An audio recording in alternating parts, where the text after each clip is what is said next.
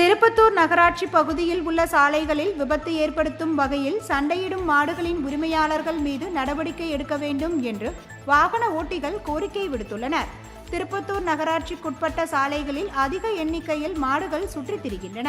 குறிப்பாக மாவட்ட ஆட்சியர் வளாகம் மற்றும் வாணியம்பாடி, திருப்பத்தூர் செல்லக்கூடிய பிரதான சாலைகளில் 10க்கும் மேற்பட்ட மாடுகள் இரவு பகலாக சுற்றித் திரிவதுடன் சாலைகள் நடுவே நின்று சண்டையிட்டுக் கொள்கின்றன.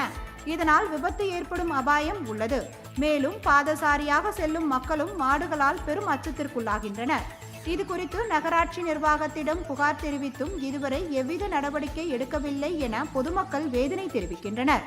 எனவே இது குறித்து நகராட்சி நிர்வாகம் உரிய நடவடிக்கை எடுத்து மாடுகளை அப்புறப்படுத்துவதுடன் மாட்டின் உரிமையாளர்களுக்கு 10,000 ரூபாய் வரை அபராதம் விதிக்க வேண்டும் எனவும் பொதுமக்கள் கோரிக்கை விடுத்துள்ளனர்.